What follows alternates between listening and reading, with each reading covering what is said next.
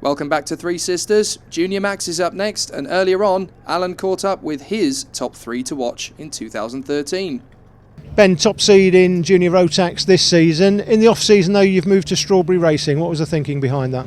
Yeah, I mean, with SPR Racing, we were very good.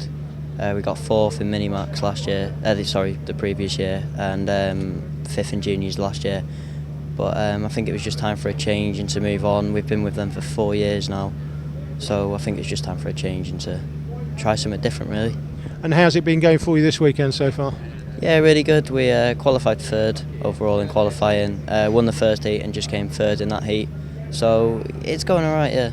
So it looks like in the televised final, which coming up at the end of the day, that we'll be featuring, you're going to be towards the front of the field and hoping for what this weekend? Obviously, you don't want to end up being in an incident and down the field and not scoring a lot of points. You're looking to take points away. Obviously, you want to win, but points are the most important thing this weekend? Yeah, definitely. I think with the new point system that Super One have brought out this year, with the points being for the heats and you can only drop the whole round, it's definitely more of a points finish than going for the win, but at the time you still want to win. So we'll see how the race plans out. I'm going to go for the win, but I'll just be cautious as well to keep points because it's a long championship, it's only the first round. So. Tom, British Cadet champion a few seasons ago, struggled a little bit in KF3 when you first came into it, but back to top form now in Junior Rotax. What are you hoping for from this weekend? Hoping to bag some points and just try and keep my championship alive, really. Okay, so a slightly different point scoring system this year. You're getting points for heats as well. Do you prefer that system? Yes, I do, because I'm quite consistent in qualifying compared to other of my competitors, so it kind of works out well. Who's going to provide you with the stiffest challenge this year? Ben Hindley, Chinese Joe and Strawberry, just most of the Strawberry boys really, and Josh Price, and that's really it, I think. Nathan, I've got you down as one of my ones to watch outside the seeded places this year, driving the 79 kart. Now, you were in KF3 last year. Why the switch to Junior Rotax this year? Well, because mainly the KF2 calendar's really busy, like for Europe and also England. You got to do a lot of testing. So, and I need, because I'm in my last year of school, I need to concentrate on my exams. So Junior Max looked like the best step, so I could enjoy racing and also get my studies as best I could. So you're concentrating on your exams, that's obviously a good thing. That means less racing for you. How does that put you in terms of your expectations for this class this season? I think I should still hopefully get a top 3 finish this year. I'm still quite confident because I've obviously been doing quite a lot of testing in like the holidays where I don't need to be at school. So I'm still quite confident because I know all the British tracks quite well, obviously doing KF3 and Cadet for 4 years altogether, so yeah, should be fine. So here we go then, the televised final for Junior Rotax. Guan Yu Zhu on pole position alongside Max Aitken, Josh Price and Ben Hindley there on row 2 with Tom Harvey and Philip Hambrecht on row 3. Keep an eye on Philip Rawson. In the first final, he made up 20 places to go from 28th to finish 8th. That's where he starts for the second final, and he'll want to make up quite a few places. Here we go. Oh, a few drivers going off on the grass there, and a lot of them taking to the escape road, including Nathan Aston and Pidgley. Oh, goodness me! Big start line accident through turn 1. Would have collided with Ward there, and that's taken out Alana Taylor, who now recovers. Miles Potter was involved, so was Luke Knott. Crazy start to this race. We're on board with Josh Price, fighting for the top 6 positions. It looks like Chinese Joe, as the lads like to call him, has got the lead on board here with Josh Price. That's Philip Rawson out front. Rawson now through to what looks like 4th place. He is 28th place. Came out of the repechage. Philip Rawson's had a nightmare day in the heats, so won't have scored a lot of points in the heats. Came out of the repechage, 28th on the grid for final 1, made up 20 places, as Jake said earlier, from 28th to 8th, and you see him there now in 4th place. It's Joe that leads it from Tom Harvey 2nd. 3rd is Ben Hindley, and Rawson here in 4th place, back on board with Josh Price. Talking about making great starts, Harvey made a pretty good start considering he started 5th on the grid. He's now in 2nd, splitting Zhu and Hindley, so he's done a very good job off the line. Ben is going to have to work very hard to get past him. In fact, they've been pushing and shoving their way around the first lap, very close for comfort. And now we've got Guan Yu Zhu leading the way. It's very close indeed between him and Harvey, with the number 5 of Ben Hindley right in there as well. One driver that's missed out, or lost out rather, is Max Aitken. He started on the front row, but looks like he's lost several places. He's down in about 6th or 8th place, something like that. Have a look at Price trying to go around the outside, possibly of Rawson, and these two have closed the leaders. Although Joe's got 3 or 4 kart lengths currently as they come down off the valley one more time. Hingley's made his way through. Hingley's up to 2nd place then, so through the Dunlop chicane, I think that was, he made his way past, and now we've got the move, the 24, finally managing to make his way past. So Josh Price has got past Philip Rawson in this titanic battle for 4th position, and Hingley has got past Tom Harvey, so very close quarters between the top 6 drivers.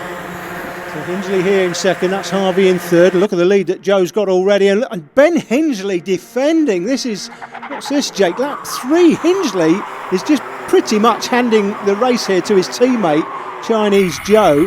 That is very early to be defending as far as I'm concerned. I don't like that at all. I thought you said there weren't team orders in Super 1. Certainly seems like he's handing his teammate victory earlier on. Well, come on, let's get after him. Well, Ben, I think that's stable doors and horses bolting or something along those lines, Ben. You've left it too late, mate. Yeah, I don't like that defending. That's just too early to be defending, to be honest. He's giving he's pointing at his helmet as if to say, think about it, to the driver behind. But look at this. He's giving his teammate 8 to 10 kart lengths, and, well, I think that's way too early to be defending, to be honest. I think you just drive the normal line at this stage of the race. Somebody overtakes you like Josh Price does here, you just get in behind and you just push yourselves along and try and get away from the karts behind. Later in the race, still Joe out front, the 24 kart of Price through to 2nd place. Hingley still 3rd from Harvey in 4th. A couple of drivers in behind, looks like Rawson, the 32 kart. And Jay Nidjar's just in there in 6th position. Here's Lemuel Pay trying to make a move on the front row, man. Max Aitken, oh no! He collides with him, takes him off, and arm is in the air. What are you doing? I have never seen a kart driver quite so infuriated by that. The man who started on the front row of the grid, Max Aitken, his race is practically over. Let's look at this again. Lemuel Pay, he sizes him up perfectly okay, but I think he's just too ambitious with the move. Yes, look, he nudges him going in and then takes him off. And Max Aitken, well, what on earth can he do about it? Absolutely nothing. Yeah, Max has got every right to be infuriated by that move. Lemuel's made contact from behind and then his front wheels hit Max's rear wheel. And to be fair, although I've got to be honest, I've seen things in Formula 1 recently where people have been taken out from the driver behind and they seem to blame the driver that's in front. But I have to say, generally, if you're the driver doing the overtaking, the onus is on you. As far as the clerks of the course here are concerned in karting, if you are the driver doing the overtaking, the onus is on you to make a fair and clean move.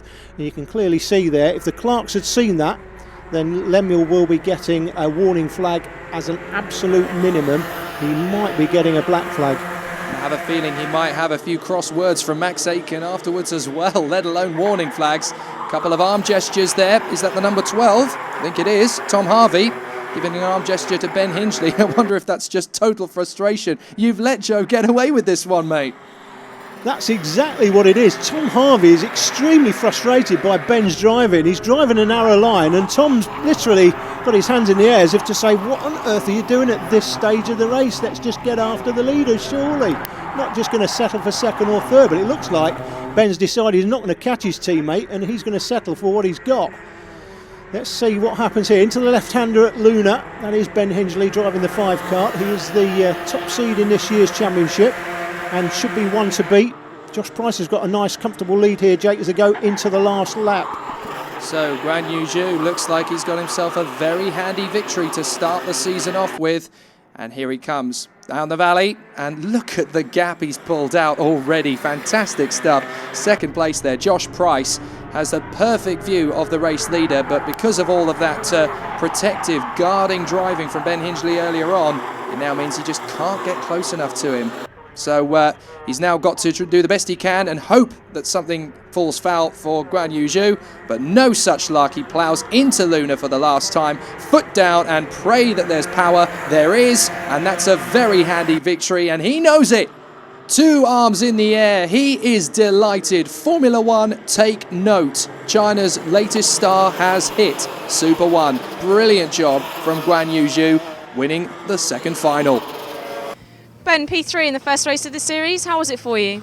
Yeah, very good. It was a tough race. I mean, we didn't quite have a pace of Joe and Josh had, but after the first final we had a bit of a problem with the kart being slightly bent, and we straightened it after, but after a couple of laps in that final it just went back to how it was, understeering through the corners, so in the end I just had to hold on to third kind of thing. So yeah, I'm happy with the result, but I would have liked better, but it's all good points for the championship.